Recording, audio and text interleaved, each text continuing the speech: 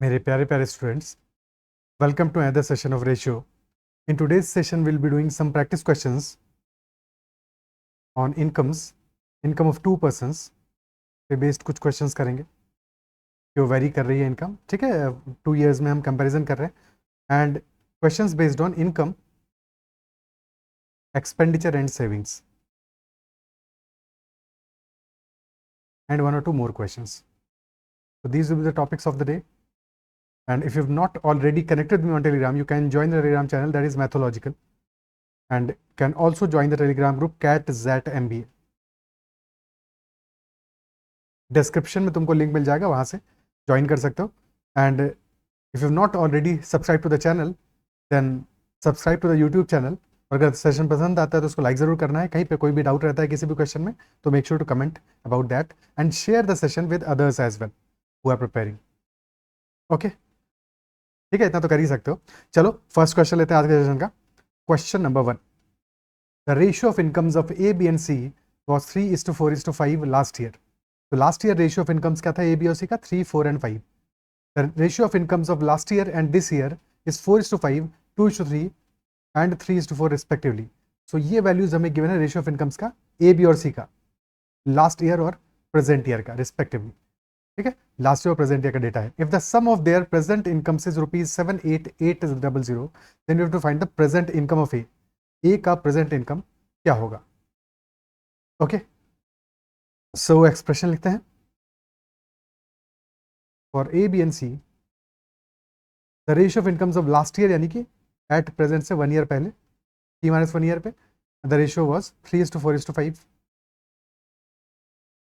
And then question कह रहा है ratio of incomes of last year and this year. A के लिए है 4:5, यानी कि लास्ट ईयर इनकम 4 यूनिट्स थी तो इस ईयर इनकम है 5 यूनिट्स, यानी कि इस ईयर की इनकम लास्ट ईयर की 5/4 है. भाई लास्ट ईयर अगर 4 यूनिट्स थी, इस ईयर है 5, यानी कि इस ईयर की इनकम लास्ट ईयर की 5/4 टाइम्स है. तो मल्टीप्लाई कर दो 5/4 से, तो 3 × 5/4 आ जाएगा 15/4 वैल्यू रेशियो में. सिमिलरली बी के लिए द रेशियो इज 2:3, यानी कि income of this year is 3/2 times of previous year, तो मल्टीप्लाइड बाई 3/2, तो this will B 6 units. Okay, 6 units हो जाएगा. और 12/2 क्योंकि एलसीएम अभी हम लेंगे ही. ठीक है, तो वैसे ही लिख दिया. और similarly for see this is 3:4, यानी कि 4/3 टाइम्स हो जाएगा. तो 5 × 4/3 दैट इज 20/3. और डिनोमिनेटर्स हमारे आ रहे हैं 4, 2 एंड 3, तो we can take the LCM of denominators, उससे मल्टीप्लाई करते हैं सो दैट हमारी सारी की सारी जो वैल्यूज हैं प्रेजेंट इनकम की सारी वैल्यूज हमारी इंटीजर में आ जाएं. This is at present.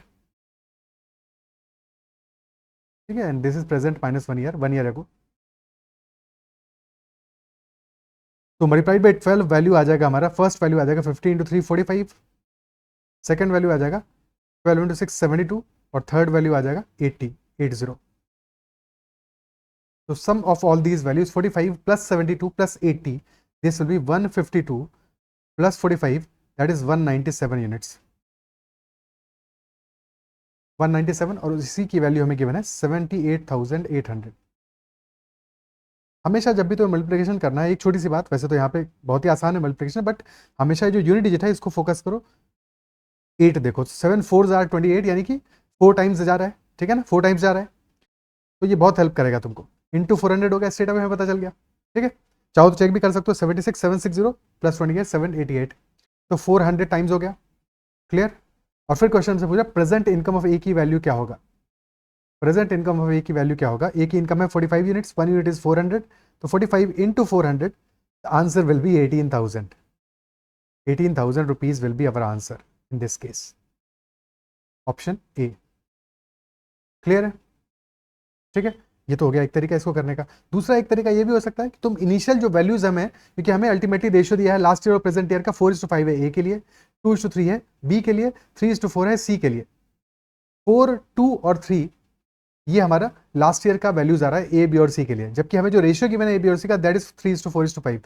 तो समहाउ अगर हम इन दोनों चीजों को कंसिस्टेंट कर सके अपनी इंफॉर्मेशन को, तो 3:4:5 तो ऑलरेडी एक रेशियो गिवन है हमें, और साथ में हमें पता है कि लास्ट ईयर का रेशियो ए के लिए है 4 और इस ईयर का 5. सिमिलरली बी के लिए लास्ट ईयर का रेशियो है 2, इस ईयर का है 3, और सी के लिए लास्ट ईयर का है 3, इस ईयर का है 4. तो अगर हम 4, 2 और 3 का एलसीएम ले लें, सो दीज वैल्यूज का एलसीएम कितना आ जाएगा, 12 आ जाएगा। 12 से पूरे एक्सप्रेशन को मल्टीप्लाई, पूरे रेशियो को मल्टीप्लाई कर दो तो हमारा वैल्यू आ जाएगा 12 इंटू 3, ठीक है, 12 इंटू 3 आ जाएगा। या बेसिकली लास्ट में क्योंकि ये 4 था तो 12 इंटू 3 आ गया, यानी 36। This is 12 into 4 48, this is 12 into 5 60, ये रेशियो आ गया। और अब हमें चाहिए इस ईयर का रेशियो 5/4 होगा 36 का। यही काम जो हम बाद में कर रहे थे 12 से मल्टीप्लाई करके हमने इनिशियली कर दिया, बात और कोई फर्क नहीं है, बाकी सब कुछ सेम ही आने वाला है, ठीक है। सो ये वैल्यू आ जाएगा 45, ये आ जाएगा 72 एंड दिस विल बी 80। बस हमने सिर्फ इतना किया, जो बात बाद में कर रहे थे 12 से मल्टीप्लाई वो हमने पहले कर दिया। तो जिस भी तरीके में तुम कंफर्टेबल हो, दोनों में एक ही बात है, एक ही तरीका है इनफैक्ट। नेक्स्ट क्वेश्चन करते हैं। Next salaries of X and Y are in the ratio 4:5। If the salaries are increased by rupees 5,000 each, then the ratio becomes 13:15. So you have to find the salary of x. So x and y का salary का ratio given है 4:5, and then salaries of both have been increased by 5,000 each. 5,000 से ही x की भी salary increase हुई और 5,000 से ही y की भी सैलरी इंक्रीज हुई, और फाइनल जो रेशियो आ रहा है हमारा दैट इज 13:15. तो लेट अस अज्यूम x की सैलरी है 4x और y की है 5x initial salaries, and increment अलग से हमने देख लिया, और फाइनल रेशियो हमारा आ रहा है 13:15. तो फाइनली सैलरी हो जाएगी 4x plus 5,000 for x, and for y this value will B 5x plus 5,000,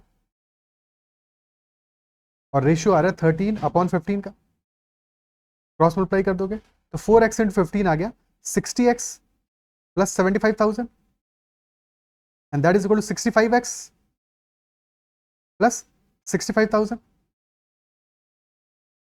तो 65x माइनस 60x यानी कि 5x will be equal to 10,000, and hence x हमारा आ जाएगा, x will be equal to 2,000 rupees.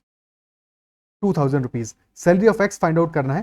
Question हालांकि ये नहीं बता रहा है एग्जैक्टली कि सैलरी ऑफ x पहले वाला फाइंड आउट करना है बाद वाला, बट क्वेश्चन हमें ये कह रहा है if the salaries are increase, यानी कि ये कंडीशन है, अगर ऐसा होगा तो वैसा होगा, बट ऐसा हुआ है नहीं हुआ है ये नहीं पता, यानी कि सैलरी ऑफ एक्स हमारा कौन सा होगा, जो इनिशियल वैल्यू है, बिकॉज ये बाद वाला चीज तो कंडीशन है कि if the salaries are increase then ratio is this, but increase हुआ है नहीं हुआ है वो हमें नहीं पता, तो definitely this is our answer 4x. तो 4 into 2,000 will be our answer, and that will B 8,000 rupees for x and 10,000 rupees for y. तो आंसर विल बी 8,000 रुपीज.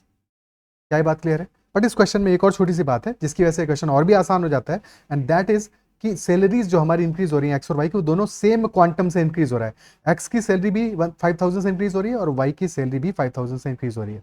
क्या ये बात अप्रिशिएट कर पा रहे हो? छोटी छोटी बातें हम इसलिए डिस्कस कर रहे हैं हर एक क्वेश्चन में, और आगे क्वेश्चन में भी डिस्कस करेंगे, सो जो तुम्हारा ग्रास्प है कॉन्सेप्ट है वो शानदार बन जाए, और आगे जब भी तुम कोई ऐसा क्वेश्चन देखो जहाँ पे रेशियो अप्लाई हो रहा हो, फिर वो सैलरी इनकम का है, किसी भी चीज़ का है, तुम ये आइडेंटिफाई कर लो कि हमें अल्टीमेटली इस क्वेश्चन में क्या निकालना है. इस क्वेश्चन में कंडीशंस क्या है, वेरिएबल्स क्या है, क्या चीज़ है जो कि कांस्टेंट रह रही है, क्या चीज़ है जो कि चेंज हो रही है, और उस अकॉर्डिंग अपने क्वेश्चन को फटाफट से सॉल्व कर लो.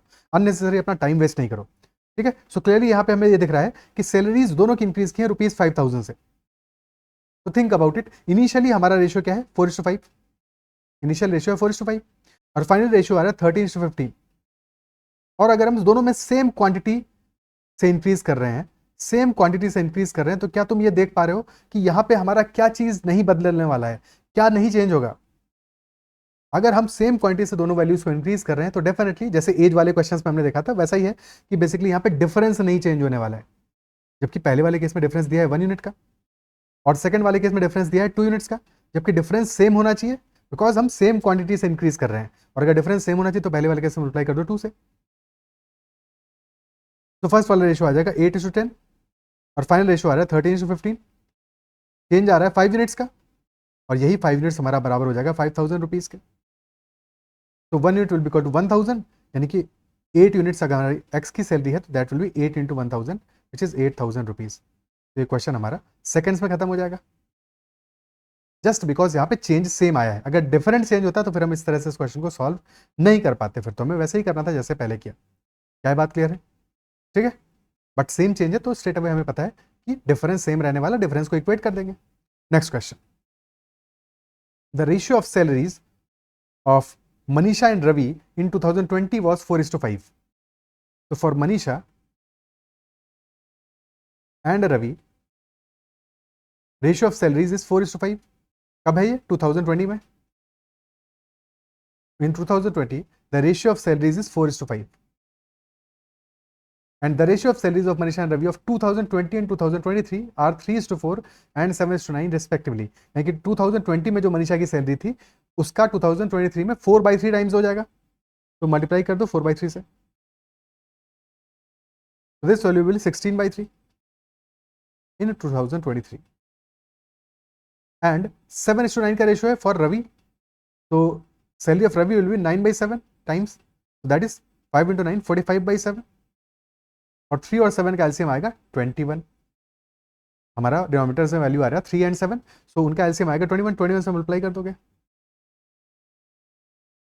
लेकिन ध्यान ये रखना है कि अभी जब हमने चेंज किया है तो 4 से चेंज किया है 16/3 में. अगर हम 16/3 को 21 से मल्टीप्लाई कर रहे हैं तो हमें इनिशियल सैलरी को भी 21 से मल्टीप्लाई करना पड़ेगा ताकि हमारे रेशियोज कंपेरेबल रह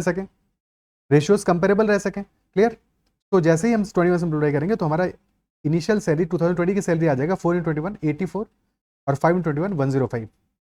तो this is the initial ratio, और फाइनल रेशियो आ जाएगा 16 into 7 112 and 45 into 3, that is 135. So these are the change values in 2023. और क्वेश्चन से कह रहा है sum of their salaries in 2023 is ₹74100.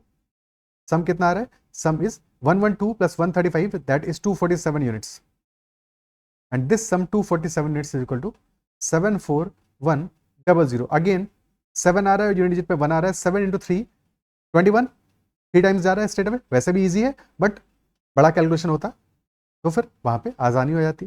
ठीक है, so this is nothing but 300 times हो रहा है, यानी कि 1 unit is equal to 300 rupees. 1 unit is equal to 300 rupees. Question पूछ रहा है find the salaries of Manisha and Ravi in 2020. तो 2020 में मनीषा की सैलरी आ जाएगी 84 into 300. ठीक है, 84 into 300, that will be 25200, 25,200. And for Ravi the salary will be 105 units, 105 into 300, that will be 31,500. क्या ये बात क्लियर है? ठीक है, so 25,200 for Manisha and for Ravi the value will be 31,500. These will be our answers. Next question करते हैं. Next question, ratio of income of A and B is 5:7 if the ratio of expenditure of A and B is 2:3 and they save ₹4,000 and 5,000 respectively, then find the total income of A and B. Ratio of income of A and B is given as 5:7. And यहाँ पे हमें values दिया है, income का ratio given है, expenditure का ratio given है, और बाद में बात कर रहा है कि सेविंग कितना हो रहा है, so we should know that income is equal to expenditure plus savings. या तो दो ही चॉइसेस है, या तो एक्सपेंडिचर करेगा या फिर सेव करेगा. तो income is equal to expenditure plus savings. Okay, और इनकम का रेशियो गिवन है 5:7 का, एंड एक्सपेंडिचर का रेशियो है 2:3 का, और सेविंग हो रहा है 4,000 का और 5,000 का. ठीक है, सो वी कैन से कि इनकम में से अगर हम सेविंग्स को सब्ट्रैक्ट कर दें तो हमें एक्सपेंडिचर की वैल्यू मिल जाएगी, that will be equal to expenditure. और हमें सेविंग्स की वैल्यू गिवन है, दैट इज वाई हम इनकम में से सेविंग्स सब्ट्रैक्ट करके फाइनली रेशियो लिखेंगे. हमेशा ये ध्यान रखना, जैसे हमने लिखा 5:7, अब हम यहाँ पे एक्सपेंडिचर लिख दें और रेशियो लिखें 2:3, और फिर फाइनली हम लिखें कि हमारा 4,000 सेव हो रहा है फॉर ए एंड 5,000 सेव हो रहा है for B. So this is not the right approach, क्योंकि फिर यहाँ पे हमें दो वैल्यूज एज्यूम करनी पड़ेंगी. पहले मानना पड़ेगा कि इनकम हमारी 5x है और 7x है, और फिर एक्सपेंडिचर 2y है और 3y है, तो दो वेरिएबल्स मानने पड़ेंगे. ठीक है, थोड़ा सा अपने लिए टास्क का हम कम्बरसम कर देंगे, मुश्किल कर देंगे. बेटर अप्रोच ये होगा कि इंस्टेड ऑफ एक्सपेंडिचर को ऊपर लिखने के हम ये लिख दें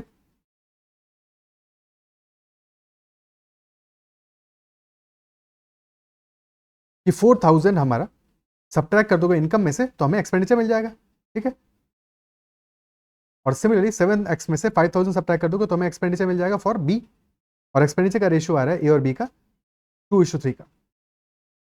now we can write the equation. So 5x minus 4,000 upon 7x minus 5,000, and that is equal to 2/3. So 5x into 3, 15x minus 12,000, that is equal to 14x minus 10,000. So x will be equal to 2,000 rupees.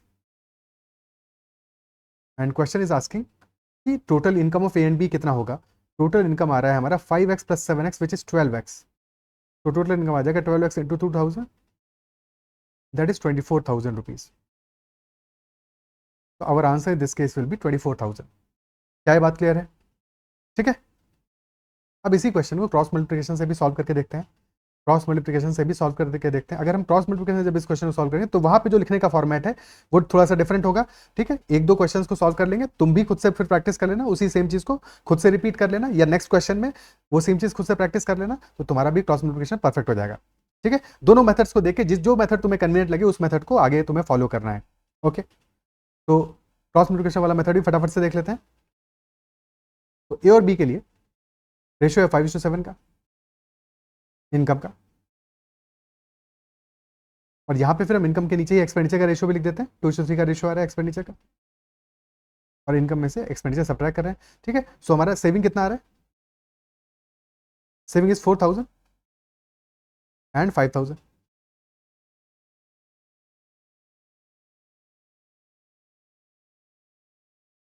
Okay, या फिर income में से हमने saving subtract किया तो हमें expenditure का ratio मिला। क्लियर? अब क्रॉस मल्टीप्लिकेशन कर रहे हो, ऑर्डर में ध्यान रखना है। 5 × 3 किया, ठीक है, तो 5 × 3 आ जाएगा 15। नेक्स्ट हमने किया है अब 7 × 2 आ गया 14।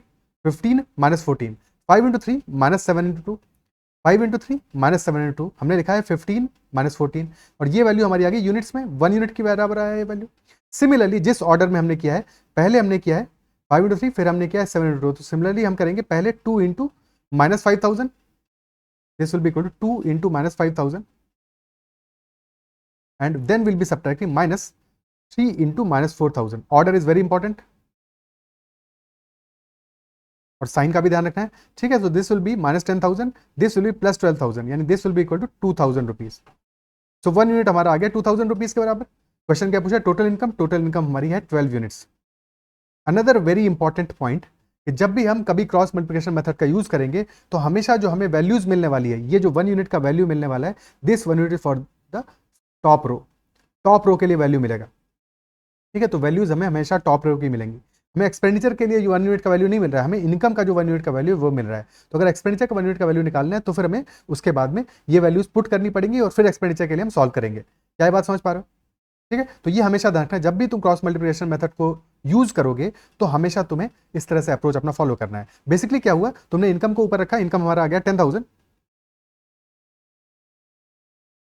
एंड 14,000, एंड सेविंग्स आया 4,000 एंड 5,000।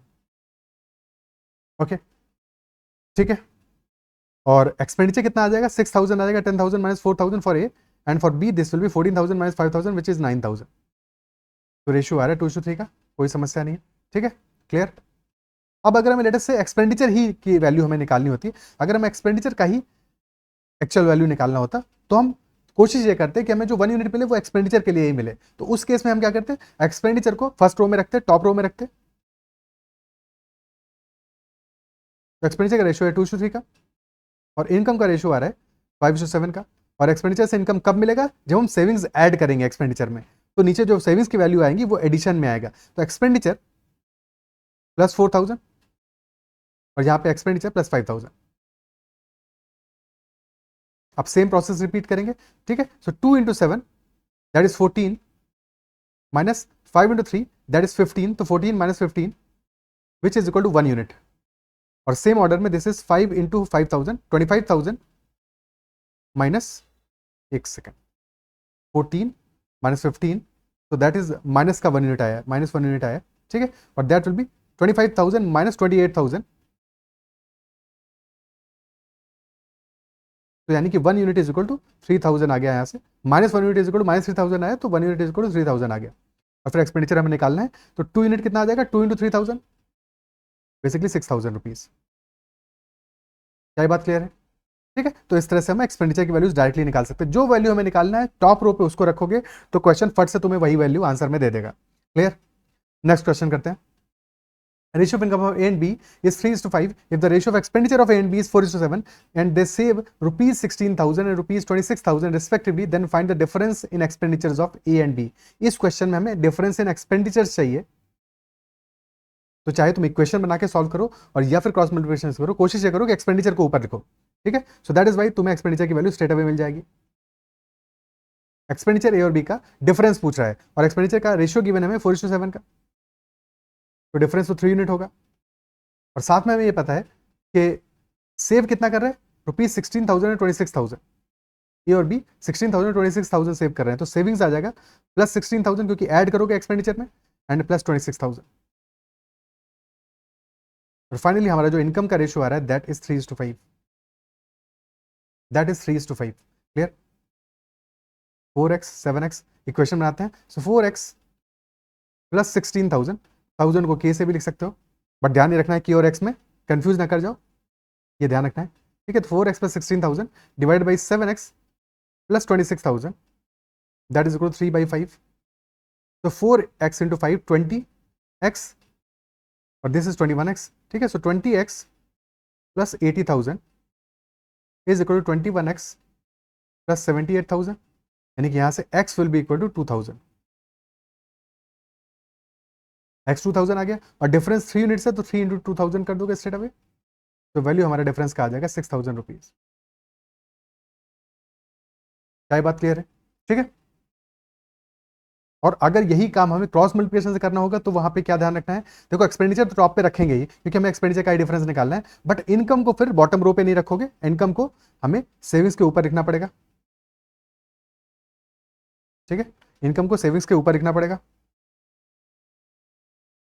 तो ए और बी के लिए एक्सपेंडिचर का रेशियो आया 4 और 7, इनकम का रेशियो आया 3 और 5, और एक्सपेंडिचर में इनकम बनाने के लिए तुमको सेविंग्स ऐड करना पड़ेगा, तो plus 16,000 and plus 26,000। 4 into 5 20 minus 21 तो minus 1 unit, that is equal to 3 into 26 78,000 minus 80,000 तो माइनस का 2,000, तो 1 यूनिट इज इक्वल टू 2,000। खत्म सवाल। ठीक है, तो क्रॉस मल्टीप्लिकेशन मेथड सीख जाते हो तो कई बार तुम्हारा जो स्पीड है क्वेश्चन में वो फास्ट हो जाएगा, बट गलती होने का भी स्कोप कभी कभी रहता है, इसलिए प्रॉपरली प्रैक्टिस करने के बाद ही शुरुआत में तुम्हें क्या करना है, दोनों मेथड्स को साथ में सीखना है। ठीक है, इसीलिए मैं तुम्हें दोनों मेथड्स करके बता रहा हूं कि तुम पहला मेथड भी करोगे, इक्वेशन बना के भी करोगे, साथ में रेशियो लेके, और साथ में सेकंड मेथड से क्रॉस मल्टीप्लिकेशन से भी सीखो, दोनों मेथड्स को सीखो, और फिर तुम्हारा धीरे धीरे जब क्रॉस मल्टीप्लिकेशन में एरर होना कम हो जाए, गलती होना तुम्हारा कम हो जाए, समझ जाओ कि कैसे अप्लाई करना है, तो उस मेथड को भी अकेले तुम कर सकते हो, कंटिन्यू कर सकते हो, अदरवाइज इक्वेशन रेशियो बना के भी सॉल्व कर सकते हो, जिसमें भी कंफर्टेबल हो, कोई दिक्कत नहीं है। ठीक है, और जैसे तुम्हारा कंफर्ट बढ़ता जाएगा वैसे ही तुम्हारा स्पीड भी इंक्रीज करता जाएगा क्वेश्चन में। नेक्स्ट क्वेश्चन करते हैं। The ratio of income of A and B is 5:4. Ratio of their expenditure is 6:5. If the ratio of savings is 7:5, तो what percentage of his income does A save? A और B के लिए income का ratio में given है 5:4 का, then expenditure का ratio given है 6:5 का, और सेविंग्स का रेशियो है 7:5 का। एक्सपेंडिचर का रेशियो है 6:5 का।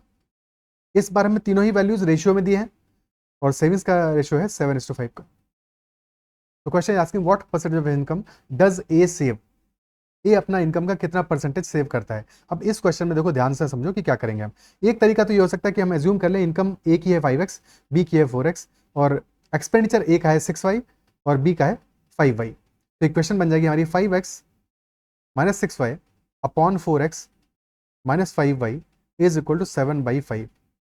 ठीक है, एक तरीका ये हो सकता है, बट यहाँ से हमने दो अननोन माने x और y। देखो हम बेटर अप्रोच हमारा क्या होगा इस क्वेश्चन में भी कि हम y नहीं मानेंगे। ठीक है, y को रिमूव कर दो, बिना y के काम चलाएंगे हम। और बेसिकली y नहीं मानने का मतलब क्या हुआ कि हमने ये अज्यूम कर लिया कि एक्सपेंडिचर हमारा 6 और 5 ही है, 6 रुपीज और 5 रुपीज है, इनकम है 5x और 4x, और फाइनली रेशियो हमारा आ रहा है सेविंग्स का 7:5। ठीक है, फर्क क्या पड़ेगा कि जब तुम इस इक्वेशन को सॉल्व करोगे तो तुम्हारा सॉल्व करने के बाद में x जो हमारा है वो फ्रैक्शन में वैल्यू आ जाएगा कई बार, और फ्रैक्शन में आने का मतलब हुआ बेसिकली हमें x अपॉन y का वैल्यू ही मिल जा रहा है। फ्रैक्शन में आने का मतलब क्या हुआ, फटाफट से सॉल्व करते हैं फिर देखते हैं फ्रैक्शन को कैसे हम यूज करेंगे। तो वैल्यू आ गया 5x into 5 that is 25x minus 30 that is equal to 28x minus 35। तो 3x will be equal to 5, यानी कि x यहाँ से आ जाएगा equal to 5/3, x will be equal to 5/3। ठीक है, और क्योंकि हमने x 5/3 आ रहा है तो क्या करेंगे हम, इनकम को मल्टीप्लाई कर देंगे 5 से और एक्सपेंडिचर को मल्टीप्लाई कर देंगे 3 से, या फिर इनकम को ही 5/3 से मल्टीप्लाई कर दोगे और फिर इनकम और एक्सपेंडिचर दोनों को ही 3 से मल्टीप्लाई कर दो। ठीक है, ये तरीका भी सही है। क्या ये बात समझ पा रहे हो? बट बात एक ही है, स्ट्रेट अवे तुम्हें जैसे दिख रहा है x इक्वल टू 5/3, बेसिकली अगर हम पहले y मानते तो x की वैल्यू 5 और y की वैल्यू 3 आ जाती। ठीक है, सो यहाँ पे हमारा इनकम का वैल्यू क्या आ गया इनकम आ गया है 5 इंटू 5 दैट इज 25, और बी के लिए आ गया 4 इंटू 5 दैट इज 20, और एक्सपेंडिचर आ गया 6 into 3 that is 18 and 5 into 3 that is 15, और सेविंग्स हमारा आ जाएगा 7:5। क्लियर? तो बेसिकली अगर 25 रुपीज या 25,000 ए का इनकम है, तो ए का एक्सपेंडिचर है 18,000 और सेविंग्स है 7,000। 7,000 का सेविंग्स है फॉर ए। तो नाउ वी नो कि 7,000 सेविंग कर रहा है, what percentage of his income does A save? तो परसेंटेज सेविंग कितना होगा ए का? 7/25 रेशियो में आ रहा है, और 100 से मल्टीप्लाई कर दोगे तो परसेंटेज में आ जाएगा, 4 टाइम्स जाएगा, 7 into 4 यानी कि 28% इज सेविंग फॉर ए के लिए सेविंग्स है 28%। अगर बी के लिए पूछता तो 20 में से 5 यानी कि 25% सेविंग्स है। ए के लिए है 28% सेविंग्स और बी के लिए है 25%। Is that clear? ओके, ठीक है। Next question, Soham's initial expenditure and savings were in the ratio 5:1। In case of Soham, initial expenditure and savings were in the ratio 5:1। Expenditure और सेविंग्स का जो रेशियो है that is 5:1 for Soham, and his income increases by 25% and savings increase by 20%. If Soham's current expenditure is rupees 4,347, then what was his initial income? Income expenditure और savings का ratio 5:1 का, तो यानी कि income क्या आ जाएगा? Income will be expenditure plus savings, यानी कि 5 + 1 6 यूनिट्स आ जाएगा। एंड देन क्वेश्चन कह रहा है इनकम इंक्रीजेस बाई 25%, और 25% से इंक्रीज कर रहा है इनकम। 25% कितना होगा? 1/4 होगा, यानी कि 1.5 से इंक्रीज करेगा। 1/4 होगा, 1.5 से इंक्रीज करेगा, तो 6 + 1.5 यानी कि इनकम हो जाएगा 7.5। और सिमिलरली सेविंग्स इंक्रीज कर रहा है 20% से, 20% से इंक्रीज कर रहा है, 20% हो जाएगा कितना? 0.2, तो 1 + 0.2 1.2 हो जाएगा सेविंग्स। और अगर 1.2 सेविंग्स है, इनकम है 7.5, तो एक्सपेंडिचर आ जाएगा 7.5 - 1.2 विच इज 6.3। 6.3, ठीक है। सो ये चेंज आ गया हमारा, एक्सपेंडिचर 5 से हो गया है 6.3 यूनिट्स, सेविंग्स 1 से हो गई 1.2 यूनिट्स, और इनकम हो गया 6 से 7.5 units. If Soham's current expenditure is rupees 4,347, current expenditure यानी कि 6.3 यूनिट्स की वैल्यू गिवन है, दैट इज इक्वल टू 4,347, तो what was his initial income? Initial income है 6 यूनिट्स, 6.3 यूनिट्स की वैल्यू हमें गिवन है, और इनिशियल इनकम है 6 यूनिट्स। तो क्वेश्चन पूछ रहा है कि इनिशियल इनकम की वैल्यू क्या होगी? ओके, तो 6.3 यूनिट्स की वैल्यू हमारी गिवन है रुपीज 4,347। एक अप्रोच ये हो सकता है कि तुम 1 यूनिट की वैल्यू यहाँ से निकालो और फिर 6 से मल्टीप्लाई करो, या स्ट्रेट अवे हमें क्या चाहिए? हमें चाहिए 6 यूनिट्स की वैल्यू, और गिवन है 6.3 यूनिट्स की वैल्यू। तो अगर 6.3 यूनिट्स हमारा 4,347 के बराबर है, तो 1 यूनिट बराबर हो जाएगा 4,347 डिवाइडेड बाई 6.3, यानी कि 6 यूनिट्स बराबर हो जाएगा 4,347 इंटू 6/6.3, और स्ट्रेट अवे हमें यही एक्सप्रेशन लिखना था यूनिटरी मेथड से, 4,347 इंटू 6/6.3। पॉइंट हटाओगे, डेसिमल हटाओगे, तो ऊपर आ जाएगा 0, 3 से काटा, ऊपर आएगा 21, नीचे गया 21, 20/21 आ गया। 21 और 1 से तुम देख रहे हो यहाँ पे यूनिट डिजिट में 7 आ रहा है, 7 टाइम्स जा रहा है, ठीक है, यानी कि लास्ट में तो 7 आने वाला है, स्टार्ट में क्या आएगा वो भी देख लेते हैं। 21 इंटू 2 42, फिर बचा है, ठीक है, फिर 1 बचा, 14 हुआ, 0 आएगा, और लास्ट में आएगा 7, 207, ठीक है। तो 207 into 20, the answer will be 4140 rupees. तो answer in this case will be 4140 rupees.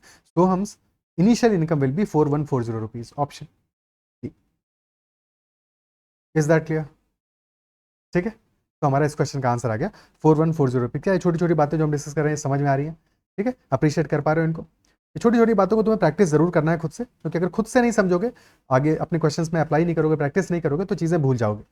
और साथ में जो मैंने पीछे के भी सेशंस में कहा है कि एक सेपरेट अपना एक नोटबुक बनाओ, जिसमें इन छोटी छोटी बातों को जो हम बार बार डिस्कस कर रहे हैं, क्रॉस मल्टीप्लिकेशन कैसे करना है, कब किस क्वेश्चन में किस तरह से तुम अप्लाई करोगे, तो क्वेश्चन तुम्हारा ज़्यादा फास्ट सॉल्व होगा। कहाँ पे क्या अप्रोच अप्लाई करोगे, कहाँ पे डिफरेंस हमारा सेम रहने वाला है, किन केसेस में हमारा सम सेम रहने वाला है, ठीक है। छोटी छोटी सी बातें, इनको अलग से अगर एक नोटबुक में तुम नोट करोगे तो रिवाइज करते समय भी आसानी होगा, क्योंकि सारे के सारे क्वेश्चंस को बार बार प्रैक्टिस तो नहीं कर सकते, वो पॉसिबल भी नहीं है, और वो एफिशिएंट तरीका भी नहीं है। एफिशिएंट तरीका यही होगा कि तुमने इस पूरे वीडियो से जो भी तुम्हारा लर्निंग्स हुआ वो तुम 2-3 मिनट में अगर लिख पा रहे हो, उसको 2-3 मिनट में रिवाइज कर पा रहे हो, तब तो बढ़िया बात है, क्योंकि फिर उस केस में तुम फटाफट से चीज़ों को रिवाइज कर लोगे और आगे बढ़ जाओगे। क्लियर? ओके, तो these are all the questions of today session. I believe session पसंद आया, क्वेश्चन समझ में आए होंगे, और अगर सेशन आया पसंद तो डेफिनेटली सेशन को लाइक करना है। तुम लोग कई बार लाइक नहीं करते हो सेशन को, ठीक है, तो अगर समझ में आ रहा है तो चीज़ों को लाइक करो, और अगर अब तक चैनल सब्सक्राइब नहीं किया तो जरूर करो, और साथ में अपने फ्रेंड्स से भी जरूर शेयर करो, और अगर अब तक टेलीग्राम चैनल नहीं ज्वाइन किया है तो मैथोलॉजिकल चैनल जरूर ज्वाइन कर लेना for the content and for your doubts and everything. Okay, that's all for this session. Bye bye, take care.